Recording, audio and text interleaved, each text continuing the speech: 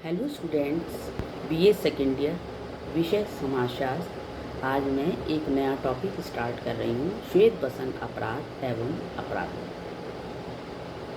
आज के समय में औद्योगिकरण, नगरीकरण या वैज्ञानिक आविष्कार ये दिन प्रतिदिन बढ़ रहे हैं और इसके साथ साथ अपराधों की दर में भी या अपराधों के प्रकारों में भी परिवर्तन निरंतर आ रहे हैं। साधारण रूप से अगर हम ये कहें कि अपराध किन व्यक्तियों के द्वारा किए जाते हैं, तो हम ये मानते हैं कि साधारण सामान्य व्यक्ति या फिर गरीब व्यक्ति, इन दो के द्वारा ही अपराध किए जाते हैं। लेकिन दूसरी ओर अगर हम देखते हैं तो समाज के उच्च वर्ग के व्यक्ति या प्रतिष्ठित व्यक्ति जो बड़े बड़े पदों पर आसीन हैं, उनके द्वारा भी अपराध किए जाते हैं और उनके द्वारा जो अपराध किए जाते हैं वो श्वेत बसंत अपराध कहलाते हैं। श्वेत बसंत से तात्पर्य है सफ़ेद वस्त्रधारी अपराधी। मतलब ऊपर से तो दिखावे में वो बहुत बड़े आदमी हैं, बहुत बड़े अधिकारी हैं, बहुत बड़े राजनेता हैं, लेकिन पीछे से वो बहुत बड़े अपराधी भी हैं। इनका उद्देश्य केवल आर्थिक अपनी स्थिति को और सुदृढ़ करना और दूसरी चीज़ भौतिक आवश्यकताओं में निरंतर वृद्धि करना होता है। इसलिए ये श्वेत बसंत अपराध करते हैं। अब आता है कि श्वेत बसंत अपराधों के बारे में अमेरिकन अपराध शास्त्री सदरलैंड ने इसको दो भागों में बांटा है। एक निम्न वर्गीय अपराधी जो गरीब व्यक्तियों को द्वारा किए जाते हैं, निम्न वर्ग के द्वारा किए जाते हैं अपराध, और दूसरे सफ़ेद पोश अपराधी जो उच्च वर्ग के द्वारा किए जाते हैं। परिभाषा के अंतर्गत सदरलैंड लिखते हैं कि श्वेत बसंत अपराध प्रतिष्ठित एवं उच्च सामाजिक परिस्थिति धारण करने वाले व्यक्ति द्वारा उसके व्यवसाय के दौरान किया जाता है। मतलब जो सफ़ेद पोश व्यक्ति अपराध करते हैं वो जो भी व्यवसाय करते हैं उसके अंतर्गत वो जो हैं वो अधिक धन कमाने के लिए गलत तरीके अपने व्यवसाय में अपना करके अधिक धन प्राप्त करते हैं। इस परिभाषा से दो बातें स्पष्ट होती हैं कि श्वेत बसंत अपराधी समाज में प्रतिष्ठित व्यक्ति होते हैं और दूसरा, ये व्यक्ति अपने व्यवसाय के दौरान अपराधी कार्य करते हैं। वांस तथा टीटर्स ने श्वेत बसंत अपराध को शंकास्पद आचार नीति वाले व्यापारिक सौदे कहा है। इसी तरीके से फ्रैंक हार्टुंग के अनुसार श्वेत बसंत अपराध व्यापार से संबंधित कानून का वो उल्लंघन है जो एक कंपनी, कारखाने, फर्म एवं उसके एजेंटों द्वारा फर्म के लिए व्यापार चलाने हेतु किया जाता है। अब आता है कि श्वेत बसंत अपराध की विशेषताएं क्या है। श्वेत बसंत अपराध अधिकतर उच्च वर्ग के व्यक्ति के द्वारा किए जाते हैं। दूसरा, व्यवसाय के दौरान कानून को भंग करके ये लोग करते हैं अपराध। और तीसरी चीज़, कानून तोड़ने पर भी इनकी जो सामाजिक प्रतिष्ठा है उस पर कोई आंच नहीं आती है और ये समाज में जो है वो ऊंचा सर करके ही चलते हैं। अगला है कि ऐसे व्यक्ति क्या होते हैं, समाज सेवा और समाज कल्याण के कार्यों में विशेष रुचि रखते हैं। मतलब दिखाने के लिए जनता को कि हम समाज कल्याण कर रहे हैं या हम समाज सेवा कर रहे हैं, हम ऐसा कार्य नहीं कर सकते हैं। और नेक्स्ट है, न्यायाधीशों को ये लोग अपने पक्ष में कर देते हैं पैसा दे करके और बच जाते हैं। और इसी तरीके से श्वेत बसंत अपराधियों पर कोई भी कानूनी कार्रवाई इसलिए नहीं हो पाती है क्योंकि उनके विरुद्ध कोई संगठित कदम नहीं उठाता है और उनके द्वारा पहुंचाई गई हानि कई भागों में बढ़ जाती है। नेक्स्ट है कि ये श्वेत बसंत अपराध जो होते हैं वो आर्थिक प्रकृति के होते हैं, जिनका उद्देश्य अधिक से अधिक धन कमाना और भौतिक सुख सुविधाएं प्राप्त करना होता है।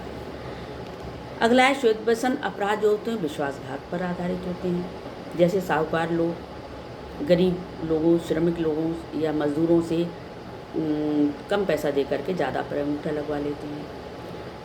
इसी तरीके से श्वेत अपराध कानून को लागू करने में भेदभाव पर भी आधारित होते हैं।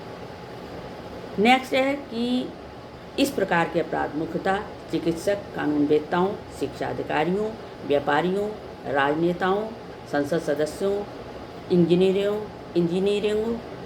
उद्योगपतियों आदि के द्वारा की जाती हैं। ये सभी लोग जो हैं वो उच्च पदों पर आसीन होते हैं, चाहे वो सरकारी हो, चाहे वो गैर सरकारी हो या प्राइवेट हो। ये लोग जो हैं वो अपने पद की आड़ में जो है वो गलत कार्य करके पैसा भी कमाते हैं। और इसके बाद आता है कि अपराध और श्वेत अपराध में अंतर क्या है।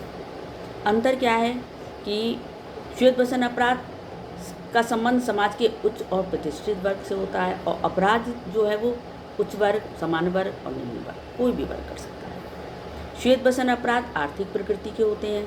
ऐसे अपराधों का मुख्य उद्देश्य धन कमाना होता है, जबकि अपराध जो होते हैं वो आर्थिक, सामाजिक, राजनैतिक, मनोवैज्ञानिक कई प्रकार के हो सकते हैं। श्वेत अपराध में अपराधी प्रत्यक्ष रूप से अपराध से जुड़ा हुआ नहीं होता है, और अपराध में प्रत्यक्ष रूप से वो जुड़ा हुआ होता है। श्वेत अपराधी के प्रति समाज में तिरस्कार की भावना नहीं पाई जाती है, क्योंकि वो छुप करके करते हैं, आड़ में करते हैं, और अपराधी को समाज के द्वारा तिरस्कार की नज़र से देखा जाने लगता है। अपराध की अपेक्षा श्वेत अपराध नियोजित एवं संगठित तरीकों से किए जाते हैं। अपराध जो है वो नियोजित और संगठित ढंग से नहीं भी किए जाते हैं। अपराधी को पकड़ना और दंड देना सरल है, लेकिन श्वेत अपराधी जो होते हैं अपने प्रभावशाली व्यक्तित्व के कारण बच जाते हैं। श्वेत अपराधी गोपनीय होते हैं, और अपराधी जो हैं वो साधारण रूप से गोपनीय नहीं होते हैं। श्वेत अपराध आधुनिक, जटिल, औद्योगिक, नगरीकृत समाजों में अधिक पाए जाते हैं, और जबकि अपराध आदिम और आधुनिक सभी प्रकार के समाजों में पाए जाते हैं। अब आता है कि श्वेत अपराध के कारण क्या हैं। जैसे है नंबर 1, जैसे लापरवाही से लोग ठग लिए जाते हैं उच्च वर्ग के व्यक्तियों से, कि उन्होंने ज़्यादा विश्वास के आधार पे साइन कर देते हैं लोग और फंस जाते हैं। कानून के प्रति अनभिज्ञता, बहुत से लोगों को कानून की जानकारी नहीं होती है, इसलिए भी लोग फंस जाते हैं। श्वेत अपराधी जो होते हैं बड़े लोगों से, जो छोटे लोग जो होते हैं वो गुनाहों में फंस जाते हैं। इनका लाभ श्वेत अपराधियों को मिलता है। उदाहरण के लिए खानों या कारखानों में चोट लग जाने पर हर्जाना संबंधी बने कानूनों का ज्ञान श्रमिकों को नहीं होता है, और इसका लाभ जो होते हैं वो उद्योगपति उठा लेते हैं। आकर्षक विज्ञापन जो होते हैं वो आकर्षक, गलत चीज़ों के विज्ञापन आकर्षक ढंग से बना दिए जाते हैं, जिससे व्यक्ति उनके जाल में फंस जाते हैं। कानून की अपर्याप्तता एवं अस्पष्टता के कारण ही करों में चोरी, रिश्वत, अनैतिकता को प्रोत्साहन मिलता है। क्षतिग्रस्त व्यक्तियों की निष्क्रियता, जो व्यक्ति ठगा जाता है, जो व्यक्ति हानि उठाता है, वो व्यक्ति क्या होता है, ज़्यादा जानकारी होती नहीं है उसे कानून की, तो वो निष्क्रिय हो जाता है, और इस तरीके से जो अपराध करने वाले बच जाते हैं। पूंजीवादी वर्ग संरचना, इसमें क्या होता है, पूंजीवादी व्यवस्था में पूंजीपति एवं उद्योगपति श्रमिक वर्ग का शोषण करते हैं और अधिकाधिक धन कमाते हैं। वे वैध और अवैध तरीके से अपनी आर्थिक स्थिति को मजबूत बनाए रखना चाहते हैं। इससे उच्च वर्ग निम्न वर्ग को प्रतियोगिता में परास्त करना चाहता है। दोनों ही वर्ग आर्थिक प्रतिस्पर्धा में अनैतिक साधनों, झूठे विज्ञापनों, घूस, चोरबाजारी, जालसाजी आदि का सहारा लेते हैं। इस दौरान अनेक प्रकार के श्वेत अपराध पनपते हैं। भौतिकवादी मनोवृत्तियाँ, वर्तमान समय में लोगों में भौतिकवादी मनोवृत्ति बहुत ज़्यादा बढ़ गई है।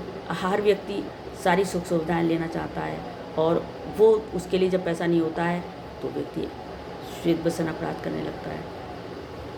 आर्थिक असमानता, आर्थिक रूप से व्यक्ति या तो बहुत उच्च है वर्ग में, या फिर पैसे के स्तर में बहुत नीचा है। लोग समाज के आर्थिक हितों को ध्यान में नहीं रखते हैं, और स्वार्थ सिद्धि के लिए जालसाजी, झूठी विज्ञापनबाजी, फरेब, चोरबाजारी आदि के द्वारा उच्च सामाजिक प्रतिष्ठा प्राप्त करने का प्रयत्न करते हैं।